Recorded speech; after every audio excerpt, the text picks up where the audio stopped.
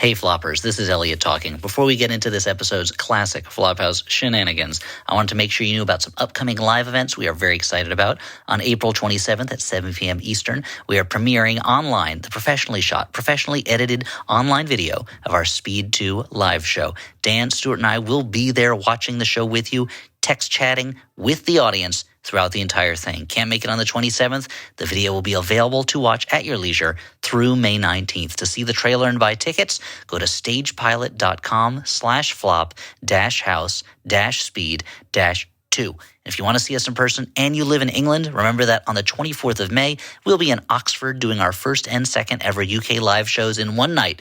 7 p.m., we're talking The Avengers. 9 p.m., we're talking Spice World. 2 shows, one night. For tickets and more information, go to flophousepodcast.com/events. Now that's enough live show hype from me. Let's get to that patented Flophouse silliness. Take it away, Peaches. Hey everyone, and welcome to the Flophouse Mini for this week. I'm Dan McCoy. I'm Stuart Wellington. I'm Elliot Kalin, still. Now, what's a Flophouse Mini? Well, normally, as you know, the Flophouse is a podcast where we watch a bad movie and then we talk about it. But on every other week, we do these slightly shorter episodes that are more freeform. I'm in charge of this one, so let me take us out of the garage, back us out of the station by saying this is inspired, of course, by the Criterion Channel. I say, of course. I don't know why. Of course, yeah. I was going to say, you said, of course, as if we knew what you were All the talking clues about. were there, Mr. Policeman. No, in fact, I had given you none of the clues at this point because I just started talking. Like many people of... Like many people? Like me? That's Small people? what I thought he said, too. like several people, most people of unlimited budgets. Like the movie Several Samurai? Like... Let me get the premise out at least. Like several people in the world, like most of us who don't have unlimited money, we cycle through streaming channels. You know, like we'll take a little time off from one, try another one. I am glad that we are now back to having Criterion. Recently, they put a Razzies collection on. This got a lot of press there. Like, the Razzies. These are. Of course, the Golden Raspberry Awards, we all know, was founded in blah, blah, blah. And it's... Underwater? It was made to, make fun of the worst in Hollywood filmmaking. It's an excuse for a press release. I don't know. It's publicity for itself, essentially. They don't like make money off of anything, right? I don't know what they do. Not quite sure what their deal is, but they award... awards for cinematic non-excellence. And the Criterion Channel, as many have noticed that many of these Razzie movies are pretty good, or at least worthy of more fair assessment than their reputation would suggest. Mm-hmm. And so they highlighted a bunch of those. Now, a little sidetracking to personal history, one of the things that made me want to be friends with one Mr. Elliot Kalin, who I met.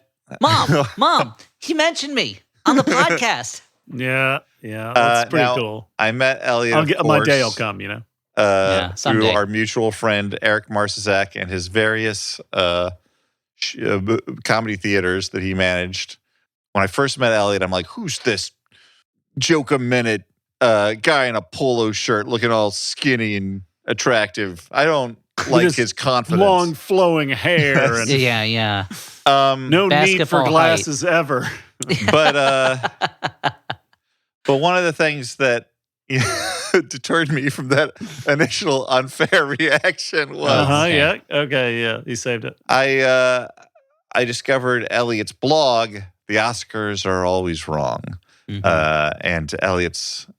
I knew that Elliot shared my love of classic movies, something that Elliot has only increased in over the years. And me, I've somehow found a way to waste my time with a lot of unworthy films. But anyway, the point is, he had a blog called The Oscars Are Always Wrong, talking about how perhaps the Oscars did not pick the best things to elevate every year. And so in that spirit, God damn it. And connected to this Criterion thing, I thought I would offer The Razzies Are Always Wrong. Now, I get it. Okay, I'm picking up what you're putting down. 11 Razzie movies on the Criterion channel right now, but we're only going to talk about 6 of these because we don't have a lot of time. But I'm going to go through some of these Razzie years for specific movies they have on there. Let's razz them up. I'm going to talk, and maybe we'll decide what the more deserving candidate is, because I'm going to talk about the other Razzie nominees for that year, and I'm going to throw in some ones I found from that year that I thought maybe are more worth being in the very in keeping with my old blog. I was going through the Oscars year by year, and I'd say which nominee I thought should have won, or what other movie should have won. And at this point, I'd like to go back and redo those because I've seen a lot more movies since then. Well, hopefully this will inspire you to take on yet another project. Yeah, because I've got the time to write a free blog about the Oscars now. Maybe someday your sons will do this. Yeah, they'll pick up my legacy. Yeah. Now, of course, my Tron legacy. Mm-hmm. Of course, one of the key problems should have won Best Picture. You said, Sure, yeah, certainly at the Tronsters for glowiest movie. Now, to undermine my premise right from the jump, one of the key problems with this is, of course, one of the key problems with the Razzies themselves, which is the "what are we doing here?" question. Because why? If the goal is to pick the worst movie of the year in the truest sense, then none of the movies nominated for the Razzies should be in the conversation. These are all like glossy Hollywood films with at least some understanding of narrative. Like, you would probably be shitting on something that someone made somewhere with no money, and like, why would you do that? So like, maybe it's not that, like, is it like worst Hollywood film, but also is it like worst movie, genuinely worst movie, or is it a fun bad movie? Because I feel like sometimes the Razzies are like, what's this? And like that, if that's what it is, I can respect it a bit, because it's like, yeah, let's look at this silly movie. But except they'll often, as I'm sure you're going to get to, they'll often pick an artistically done movie and say this is bad because it doesn't fit, I guess, what a normal movie should be. Right. That's that is the fundamental problem with them. Holy motors!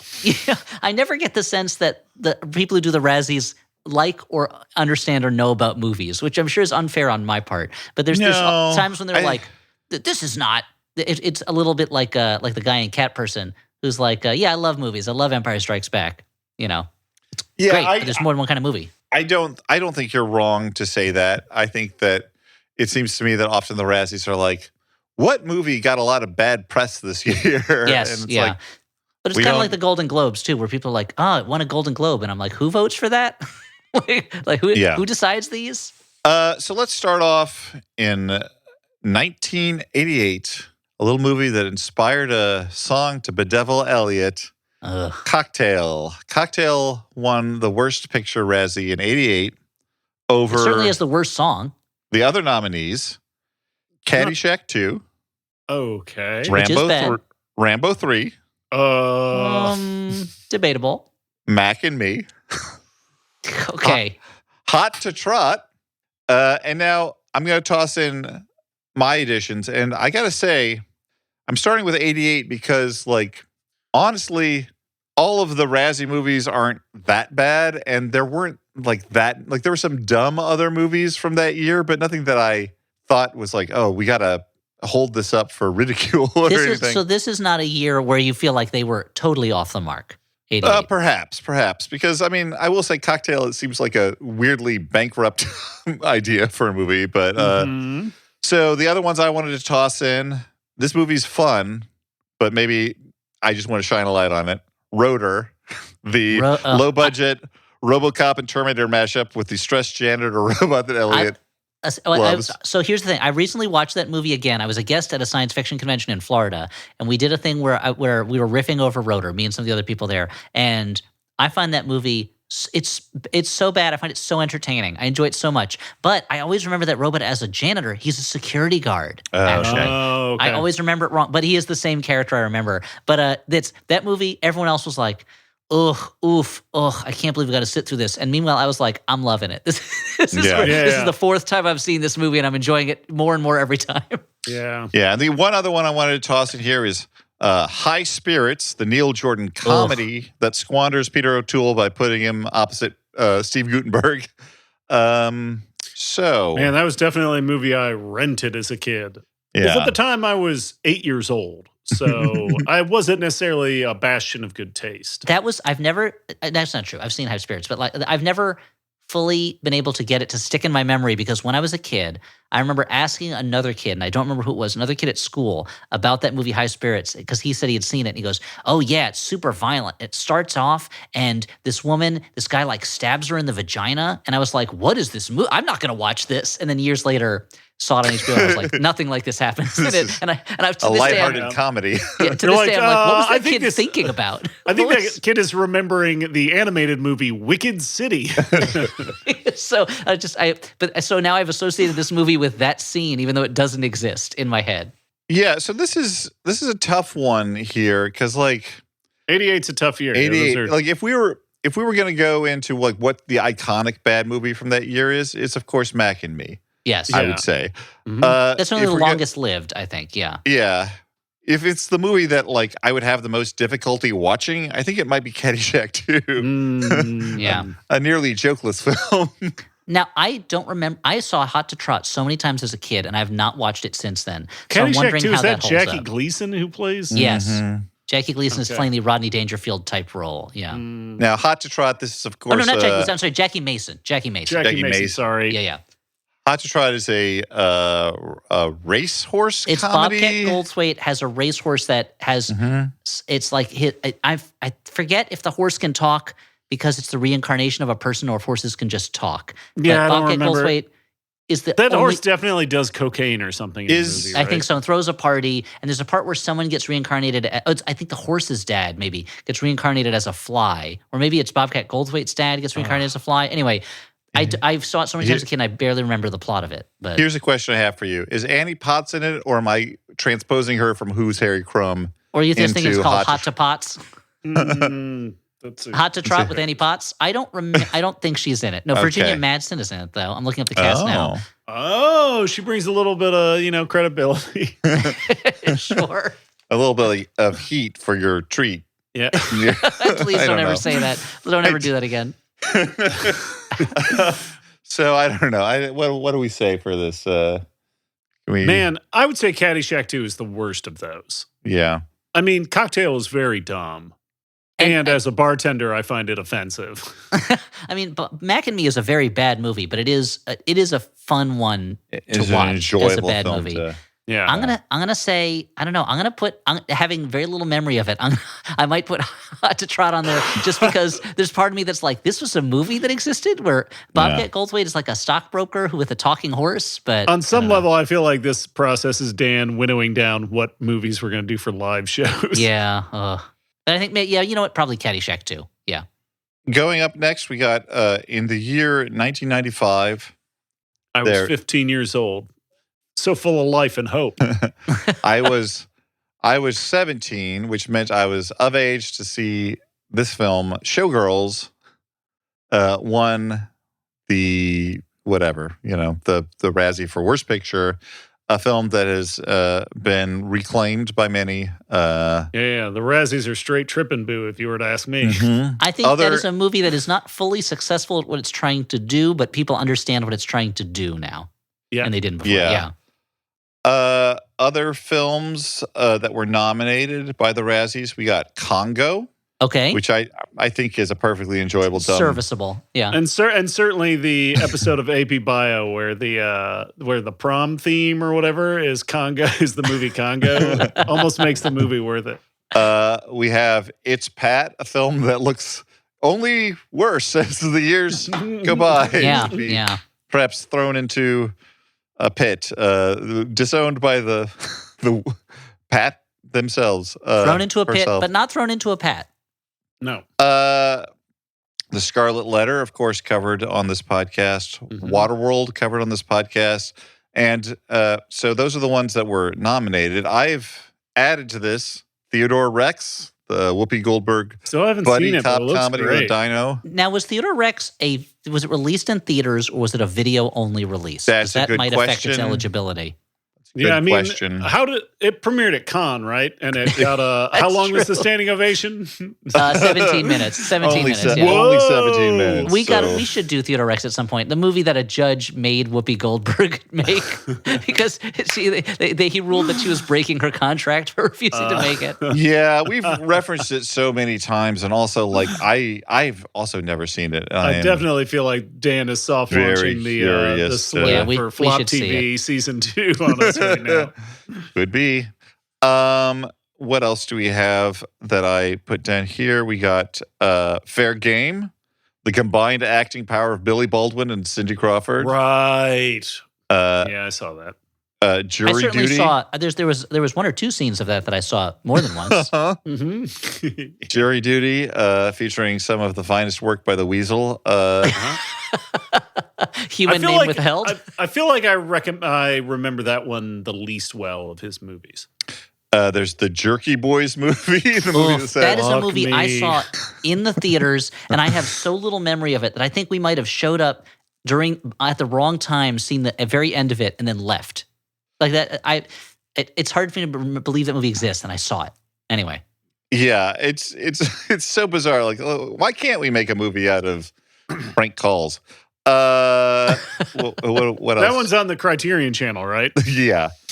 We've got The Mangler, where Toby Hooper tries to make Stephen King's industrial clothes dryer I definitely feel like I've watched that. scary. So what do you think, guys? What do you think about this? I've given you a lot to chew on. Too much. I've already man. forgotten some of them. I haven't watched the Jerky Boys movie, but I'm terrified of it. I don't know if I can watch it. That would be the pick for me for sure. I mean, the fact they have Waterworld on there, which is a serviceable science fiction kind of action movie, that they have Congo, which is a serviceable science fiction action movie. Like Scarlet Letter has a hot Ernie Gary Hudson's Oldman. very fun in Congo. And Tim Curry. I mean, how can Tim Curry not be fun? Tim Curry's always fun. Yeah, even when he's not supposed to be. And a cameo from Bruce Campbell. Yeah. And but yeah, the Jerky Boys movie, the fact that exists, it's such an artifact of a worse time when the Jerky Boys were famous and very successful. When we're like, these boys are jerks. Let's make them famous. Well, and you listen to those. I remember I don't know why I went to see the movie because I remember not being a fan of theirs and having a friend who had one of their CDs and listening to it, and they're just like, "Hey, Sizzle Chest," and I'm like, "What does this even mean? Like, I don't understand. I don't get what the joke is here. You know." These pranks aren't properly constructed.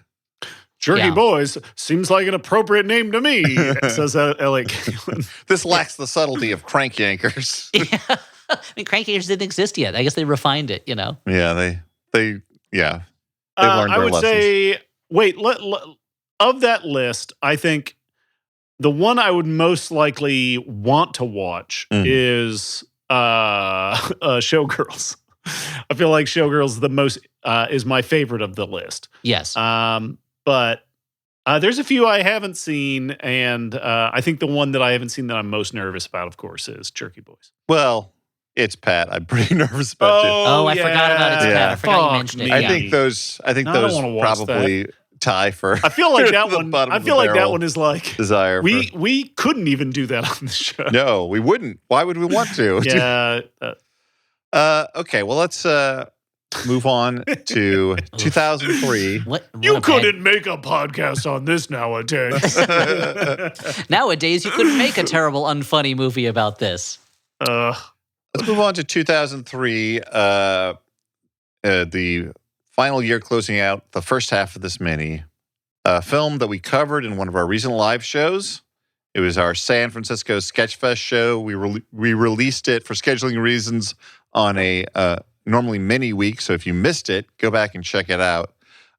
This is, of course, Geely, the film that ended Martin Brest's directing career and put a lot of road bumps in a few other people's acting careers. But at least Jennifer Lopez and Ben Affleck got back together again eventually, even though that wrecked their relationship for a little bit. Or did it start their relationship? I think it started their relationship. I would probably say on a bad note. Yeah, it was sort of like, at the end of Speed when like Sandra Bullock's like, relationships on this pressure don't work out, and they didn't. The Cat in the Hat was also nominated that year. Rough. That's a rough one. Yeah. Yeah. Charlie's Angels, Full Throttle. I think that's a movie that sort of insures itself against critique. That's the bad guy's Justin Theroux, right? Yeah. We got it's actually Henry David Thoreau is the bad guy in that one. Oh, cool. Yeah. Welcome to Walden Pond, my utopian society. Yeah. Mm-hmm. From Justin to he got his trademark Kelly. Cackle down. Yeah, he fucking killed it. He got tired of it. People would be like, Thoreau, do the cackle. Ha ha ha ha ha. No, really do it. Emerson would be like, I love it. I love that cackle. I do see with something like From Justin to Kelly is like a there's a lot of these like very of the time sort of movie. I'm assuming the year that Cool as Ice came out, it was nominated probably. or won or something. They do dogpile and piggyback onto whatever is, like Dan said earlier, the movie that gets razzed the most that year. Did we do From Justin to Kelly? We did From Justin to Kelly, the movie that came out to capitalize on American Idol. Kelly's still a big star. Yeah. Yeah. I mean, that film is pretty bad. It is bad. Did I watch it though? But it's bad in the way. Know. Check the archives. What do you want from me? That movie is bad in the way that a million teen movies are. There's not. I don't remember anything particularly like disgustingly offensive or horrendous about it. Elliot was like, not another teen movie. Meet the Spartans, I guess. I think the problem was neither of them were particularly good actors, and the movie's plot was like even thinner than the usual version of like. It was even thinner than the plot in the movie Thinner. Yeah. The last other nominee, another time capsule, The Real Cancun. Oh, wow. I haven't thought about that movie in a long time. I've never seen that. There's no way that's streamable, right? Like, there's no universe where you can stream that somewhere. If you were not alive at the time or don't remember, that was, reality programming was ascendant, and this was like, instead of a documentary, this was more of a reality show movie. They were like, can we do for movies what reality shows have done for TV? Yeah, and it turned out they couldn't, which was good for everyone. And that was one of those ones where it was like they were kind of promising. I never saw it, but I felt like the ad campaign was like, you are going to see spring breakers having sex a lot in this movie, and I have to assume it did not fulfill that promise. I don't think there was like penetration. Is that what you're looking for? I can direct you to some that's places what on the internet. That's not really what I'm looking for. I'm just saying that the movie was not positioning itself as a documentary, No, it was definitely salacious. Mm-hmm. Salacious Crumb, the director. I'm going to toss in a few other options. Salacious Crumb and Henry David Thoreau, they just hang out cackling together. God. Yeah. Okay. We also have from that year House of the Dead, Uwe Boll, of course. Oh, yeah, did that one. Dumb and Dumberer. House of the Dead that famously does not feature a house, I think. No, it's an island, I believe, of the dead. Well, isn't just an island a house for trees? I guess you're right, yeah. And isn't a tree just a house for birds? Exactly, and a bird is just a house for whatever's inside a bird. Bones, I guess. Yep, bird bones.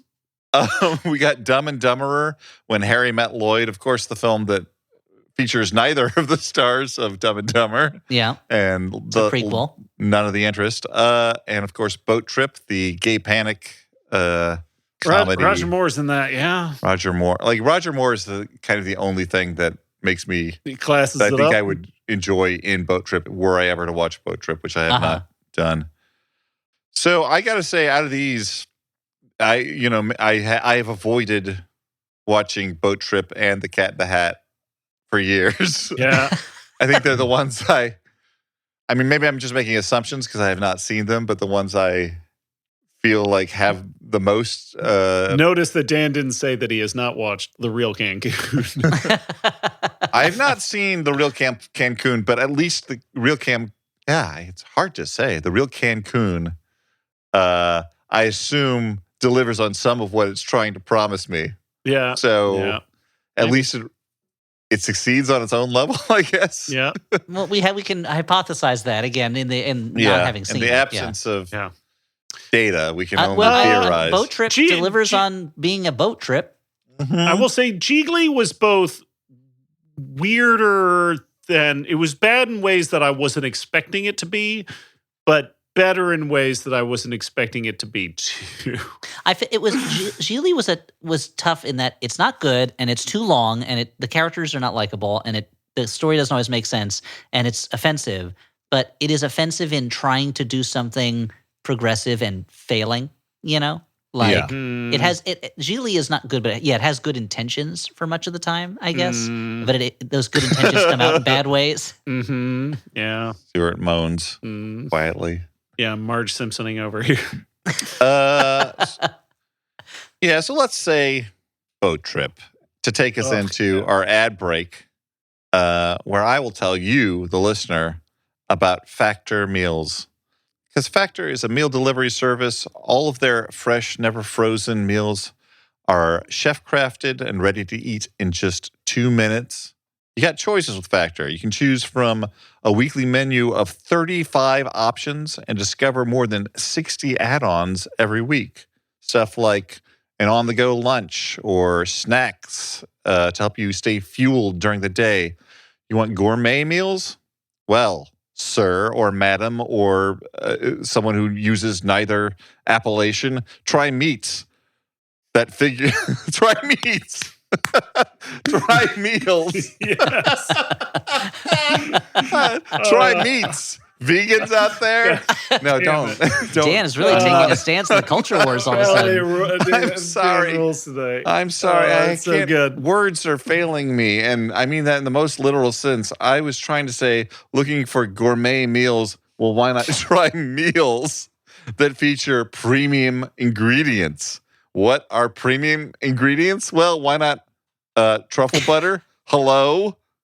Shrimp? Filet mignon? Broccolini? Dan, you're grabbing my arm.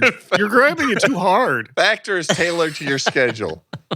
Customize your weekly meals with the flexibility to get as much or as little as you need. Pause or reschedule deliveries to suit your lifestyle. And Factor is celebrating Earth Day all month long. Look out for the Earth Month Eats badge on the menu for the lowest carbon footprint meals. A great way to make your decisions. I had some of these Factor meals. I was impressed by them, and I am honestly, I'm not a picky eater, but I'm I think, discerning eater, and I was like, these are really delicious and great, and it's nice to have a convenient way to make a meal around the house once in a while if you don't want to go through the whole hullabaloo of cooking, even for someone like me who loves to cook. So why not head to factormeals.com/flop50 and use code FLOP50 to get 50% off your first box plus 20% off your next box. That is code FLOP50 at factormeals.com/flop50 to get 50% off your first box plus 20% off your next box while your subscription is active. Stuart. This episode is brought to you by the spring cleaning champions, Manscaped. This season, make sure to groom your carpets and the drapes with the leaders in below-the-waist grooming. Clear out that winter bush with Manscaped's Lawnmower 5.0 and watch your confidence bloom like the springtime flowers. Like, I was going through a bit of a blue patch. I was feeling kind of down. And, I want to know where this is going. But I also hate to laugh when you're talking about depression, but it sounded like you meant a blue patch of hair. So, like the beast. You're shaving the beast. Yeah, I was shaving the beast, and I was like, oh, there's a man underneath. Hank McCoy. Hank McCoy. Hello. This is a new Dan character. I was going through a bit of a blue patch, and I got to say, one of the best ways to get myself out of a funk is a little bit of sprucing up. And when sprucing up, you should always take into consideration your nether regions. And Manscaped just introduced the Lawnmower 5.0 Ultra. That's their 5th generation trimmer, which features 2 interchangeable next generation skin safe blade heads, a standard one for taking a little off the top, and a new foil blade to go smooth wherever your heart desires. The spring cleaning doesn't just apply to the nether regions. Get the full grooming experience with Manscaped's signature Beard Hedger Pro Kit and Handyman Electric Face Shaver. I'm a big fan of their nose hair and ear hair trimmer so that my nose hairs don't grow super long and I become some kind of weird Spider-Man villain. So get 20% off. Yeah, he has a lot of hair-themed villains, yeah. There's like a million of them, right? Get 20% off and free shipping with the code FLOP at manscaped.com. That's 20% off and free shipping with the code FLOP at manscaped.com. Nothing like a little spring cleaning in your pants. Speaking of spring cleaning, more like spring streaming, because the Flophouse has an all-new streaming event. You may have heard about it before this very episode, but I want to remind you that the Flophouse Sync Speed 2, our all-original live show where we talked about Speed 2, is going to be premiering on your computer Saturday, April 27th, and will be available to watch for 3 weeks after that until May 19th. If you go to stagepilot.com/speed, you can buy tickets to see it whenever you want between April 27th and May 19th at your leisure. You can buy VIP packages where you can talk to us through your computer, not mostly at your leisure. We'll schedule something. And you can also buy exclusive merchandise, some of it with art by Xander Cannon, one of the greats working in comic books today. Very exciting to have him doing stuff with us. That's stagepilot.com/speed for all new presentations, a whole new Speed 2 talking show. It was shot and edited by the people at Stage Pilot, and they did a really fantastic job. We worked with them in the past. I hope to continue working with them in the future. It's been really great. We hope that you join us as we chat live with you in the chat box at that April 27th premiere. But if you can't make it for that, that's okay. Get your tickets. You can still watch it whenever you want until May 19th. That's stagepilot.com/speed for the Flophouse Sync Speed 2. But hey, we've also got a live show that's not on your computer. It's in a venue. It's in a real live place. That venue, England. What? I should explain. Not the whole country. That's the whole venue? No. Okay. Oxford, England will be at Oxford Town Hall. We'll be at Oxford Town Hall. I almost said Oxford Town Hall, which is a different place that we will not be. Oxford Town Hall. we might take a look at the hole while we're there. We'll the famous Oxford Hole. That's true, possibly. Oxford Town Hall. Shillings into it. Sure. We'll be at Oxford Town Hall. I'd get a wish. Oxford Town Hall on May 24th. That's right. May 24th, we're doing 2 shows in one night at Oxford Town Hall. We're at 7 p.m. We're doing The Avengers. At 9 p.m., Spice World. Now, that's The Avengers based on the British TV show.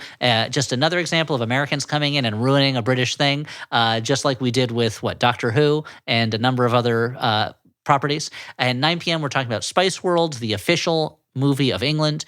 Can't wait to talk about it.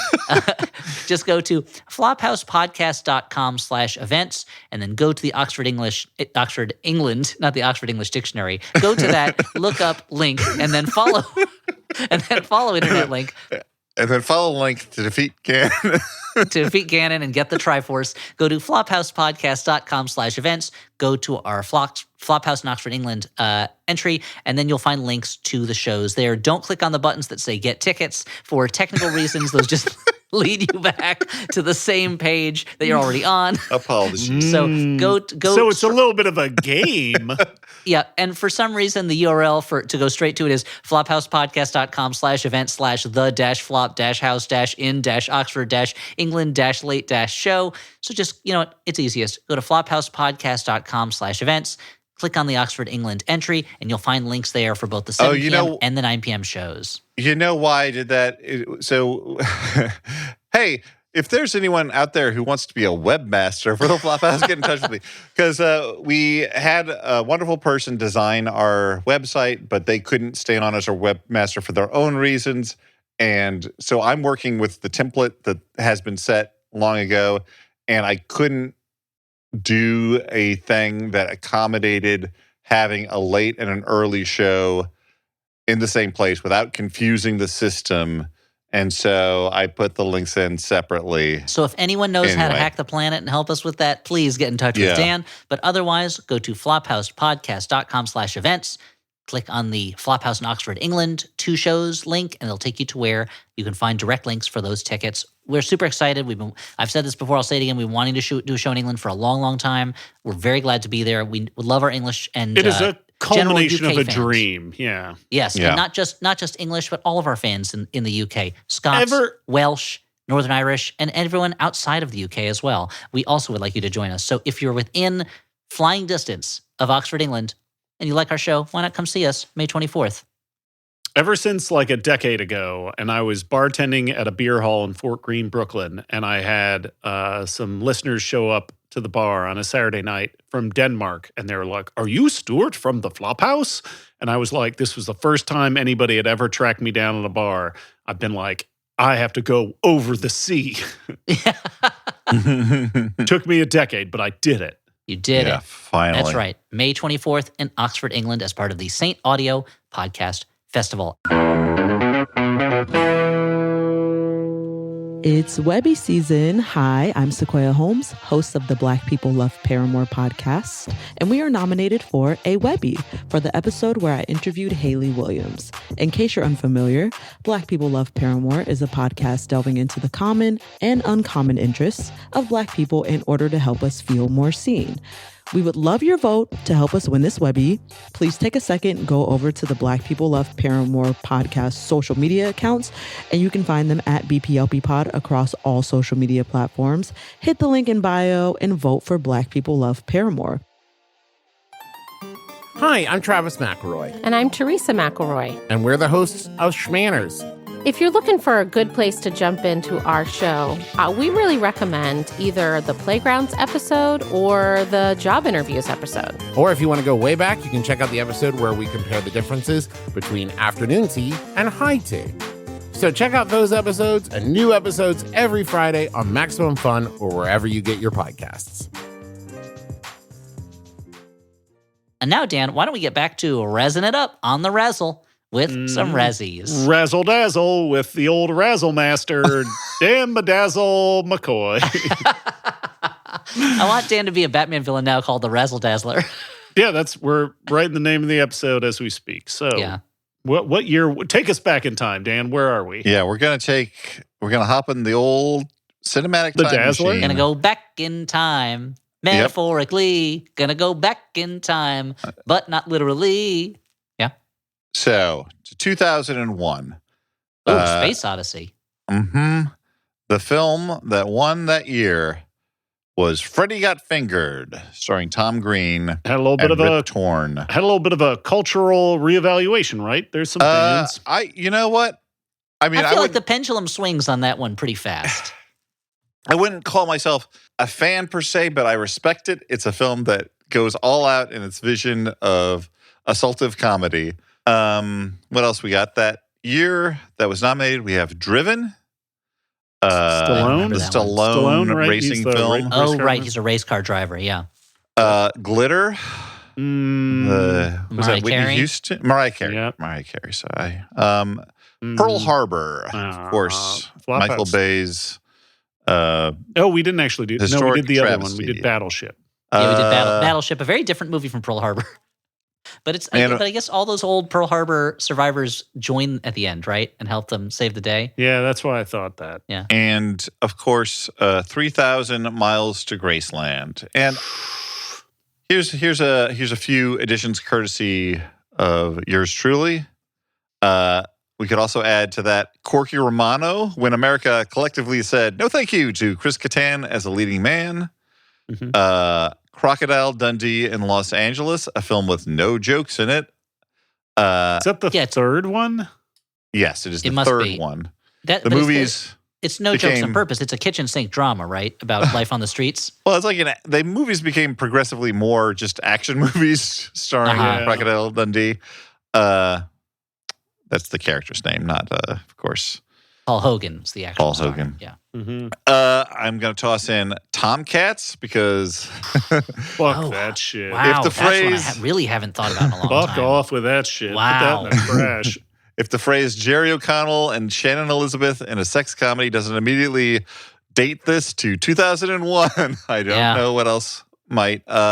And of course, my old roommate, who's a mutual friend of Dan and mine, when she moved in, I think that was like one of 2 DVDs she owned. She had Tomcats? Yes. Why? I don't know. Ask her. I'm gonna text her right now. And of course, lastly, I'm tossing in Final Fantasy: The Spirits Within. The film's so boring, I apologize to my ex-wife for taking her to it. So that's the opposite of what happened when I was dating my now wife, and I was going to go see Superman Returns, and it was a very hot day. And I'm like, oh, I'm going to go see this movie. The movie, she goes, it's hot out. Why don't I go with you? It'll be air conditioned there. And I'm like, well, you're not going to enjoy it. I don't even know if I'm going to. It will be very. I think you're going to be bored. And she's like, I'll just go. And then after she was like, you were right. That was very boring. So I feel like I pre-apologized. But it did feature Elliot's favorite actor, Kevin Spacey. Oh yeah, love him. Can't wait for his return. Ugh. This one's tough only because I feel like, again, the two most sort of promising contenders for me for film that I personally would dislike the most, I have not seen because I have to protect myself a certain amount, even though I've made you gotta guard your heart. A life of watching bad movies. I do have my limits, and my limits are not watching either Corky Romano or Tomcats. Yeah, that's the right choice. I feel like as Stuart said before, though, you are curating Flop TV season 2 as we speak. I feel like it too. Yeah. I haven't seen some of these. I feel like I don't know. Pearl Harbor. I feel like Pearl Harbor's worthy of some critique because it's this big budget thing that's a mess and shitty. Well, certainly if the Razzies were, I think, what their ideal version would be, which is really okay, here are the big movies of the year. Which one of these failed? Pearl Harbor would certainly be a movie that, it's the dumbest, wrong, glossy version of history. But it shows you how much the Razzies just lean into things that have celebrities in them. Driven is a pretty nothing movie for the most part, but I guess because it has Stallone in it. And 3,000 Miles to Graceland is perfectly serviceable, but it has big stars in it. And it does open with that really cool CGI scorpion fight. Yeah, they saw the Wild Bunch. They were like, we don't need real things, real bugs fighting. We use CGI. Wild Bunch and ants, same movie. But it's hard to. I mean, the thing is also, I also have not seen Tomcats or Corky Romano, and I'm worried that I'm going to say Tomcats fucking sucks. Have you seen it? I guess your roommate owned the DVD. Yeah. There was definitely a night. I mean, we're in our 20s. We had a limited DVD collection. Mm-hmm. We all got really fucking high, and I think we watched Tomcats. And then former host of the Flophouse, Simon Fisher, got really sick because he can't handle weed and barfed. That's what happened. That's the story. And he's not going to listen to this, so he can't say I'm wrong. Yeah. I also can't handle Tomcats. Yeah, that could have been it. Actually, that would make more sense. Maybe the Tomcats. That's the problem. Yeah. Let us, go ahead another year to 2002. Oh, man. Just 1 year. Swept Away. Guy Ritchie's collaboration with kind of stalled out his career, Madonna, his then wife. I feel like he makes 3 movies a year. I think it stalled it out temporarily. Yeah. For a little bit, yeah. That was what took the prize. Also nominated, we've got The Adventures of Pluto Nash. Very bad and expensive. Yes. Crossroads, the Britney Spears movie. Pop star movie. Pinocchio. That seems unfair. Pinocchio, this is the Benini version. Ooh. And Star Wars Episode 2, Attack of the Clones. It's a little indie film called Star Wars Episode 2. Around the Jedi perimeter create. That's all I can say. To be honest, Star Wars Episode 2 is an indie film. Once Empire starts, I think Lucas was funding all those himself. But I guess so. I've got some additions here. Okay. Fear.com. Imagine how scary it would be to log on to fear.com. That one's a bad one. I'm not a fan of fear.com. Ballistic, X versus Sever. Of course, we covered that on the last season of Flop TV. Yep, can't trap us into watching that in season 2. We watch it in season 1. A movie we watched entirely because of how much we referenced the name, and I think it was my least favorite of the season. That is the most.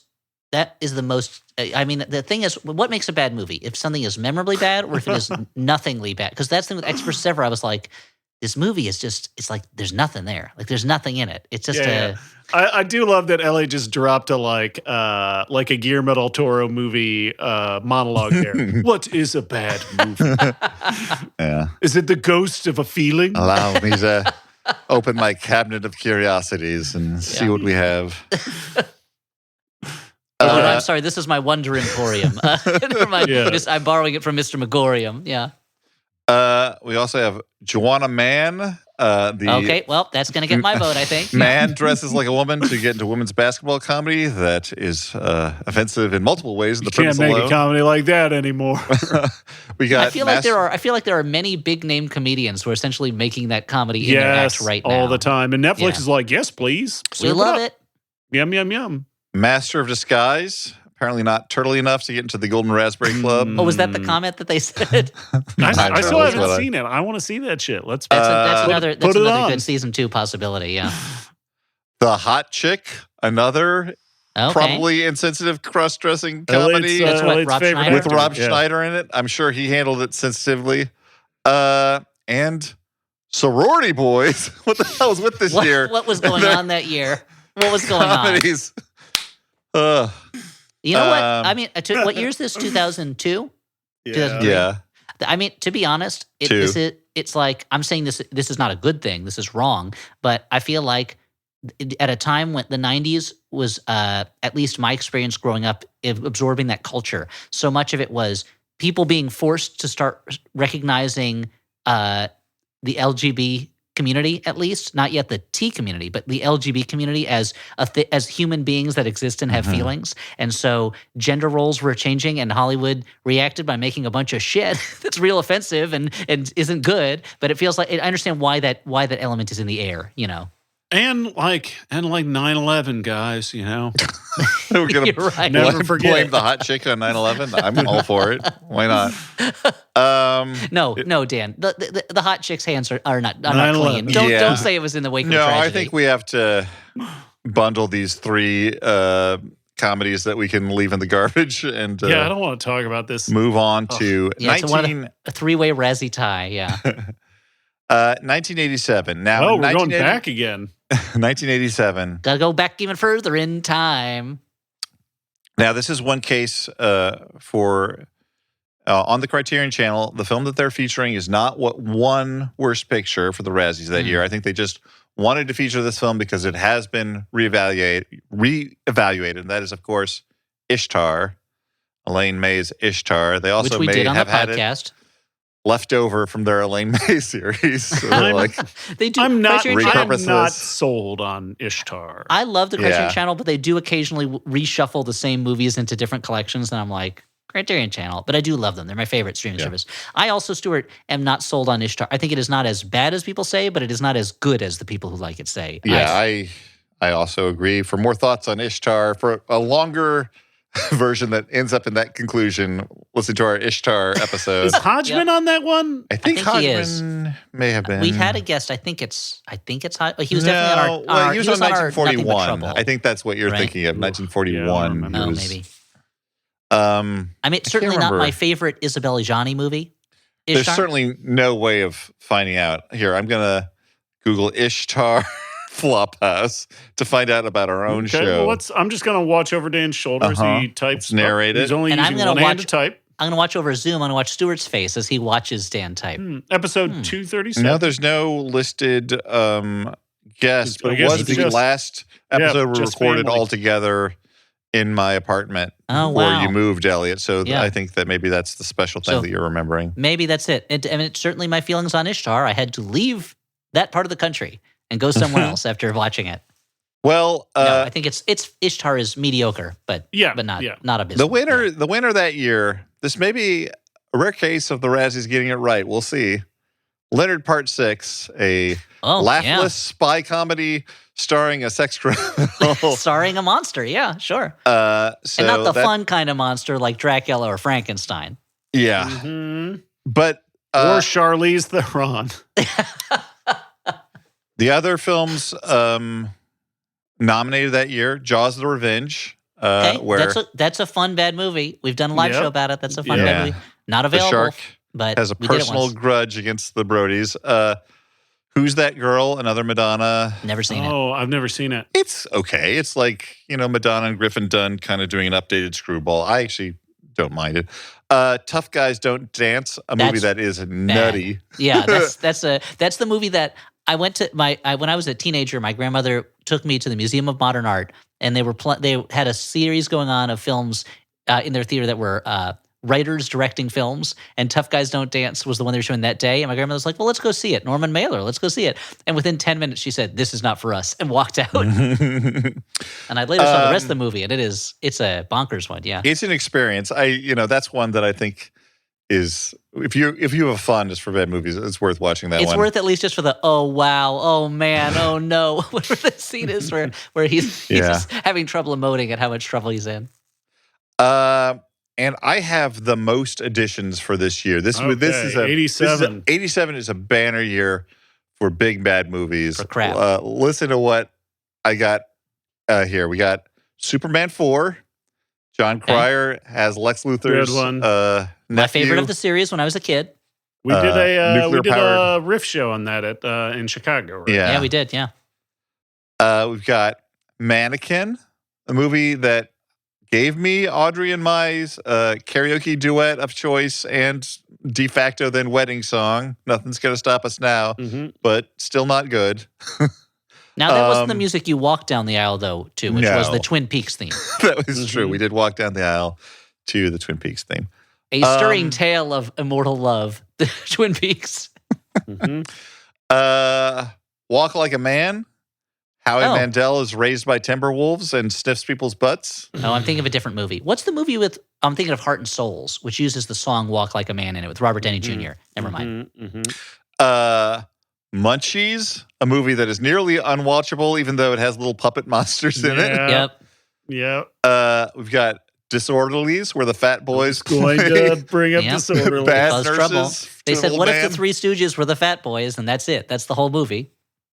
Nuki, Elliot's beloved Nuki, also covered on Flop TV. Oof, rough. Although, again, I have come to reevaluate it since watching the Garbage Pail Kids movie again. Well, you know what else was released in 87? The Garbage Pail Kids movie, which we just did here in Brooklyn. It'll show up on the main feed eventually. They don't make years like they used to. So, wow, 87. What? Yeah, perhaps surely Hollywood's the worst greatest year in cinema. Yeah, in 1939 in reverse, yeah. What won Best Picture that year? I'm going to look Garbage it up. Pail Kids. What? Yeah, these are, the thing is, these are bad movies, but with the exception, I would say, of Nuki, and Elliot would say of Garbage Pail Kids for different reasons. Like, I think Nuki's just too boring, but I think that these are a lot of fun bad movies. Some of them are, yeah. So if we're looking at, just to answer your question, Stuart, so usually the Oscars, they're for the movies from the previous year, right? So in 1988, covering the movies that came out in 87, the winner was The Last Emperor. So this was the year that and nominated and I think should have won was Moonstruck. So this is so the same year Moonstruck and the Garbage Pail Kids came out in theaters. Yeah. Two films about love. Of a sort, There's some real stinkeroonies in that year. But I feel like Leonard Part 6 is a solid. Yeah, I think they did it right that time. We got to give it to the Razzies. Well, even a stopped clock is right sometimes when it comes to a criminal being in a movie. Even a stopped clock razzes correctly every once in a while. So, that was a little trip down memory lane of bad movies past. And also Dan soft launching a slate of films for us to watch. Yeah. Next time, can we take a trip down Nathan Lane? That sounds like more fun. I highly recommend watching Dick's the Musical if you're looking for a trip down Nathan Lane. Yeah, okay. and if Criterion Channel wants to toss us a couple bucks for this unpaid advertisement for their service, I keep asking Shudder to do the same thing. Yeah, some swag would be fine too. That's also good. Whatever we can squeeze out of this. The fact is also that we know someone who works who works there, so we can get swag, but. Yeah, but it's not as much fun that way. Yeah, that's true. One of my best friends of all time works there. So that's true. It's different when you have to call in a favor from a friend as opposed to getting swag for just being like Dan McCoy. Yeah, man. Just being the coolest dude. The coolest dude. On that note, Stuart finally giving me the quote that's on his posters now. The coolest dude. Oh wow, Dan already got business cards printed up. Sunglasses giving a big thumbs up. Hey, thanks for listening. This has been the Flophouse mini edition. And if you enjoy this, maybe give us a good review on iTunes, tell a friend, do whatever you got to do to get the word out there. You don't got to do anything, but do whatever is in your heart. Thanks to Alex Smith, our producer. He goes by Howell Doughty on the internet, just to make it harder for us to direct people to him at the end of these podcasts, because people don't know how to spell that made up name. But we All love names him. are made up. He does great things. We also love our network, Maximum Fun. Go to MaximumFun.org. Check out other podcasts on the network. I'm sure you will find something that you enjoy.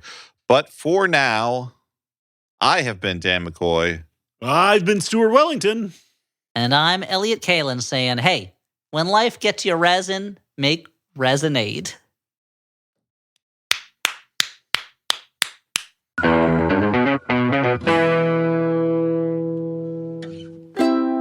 Maximum Fun, a worker-owned network of artist-owned shows. supported directly by you.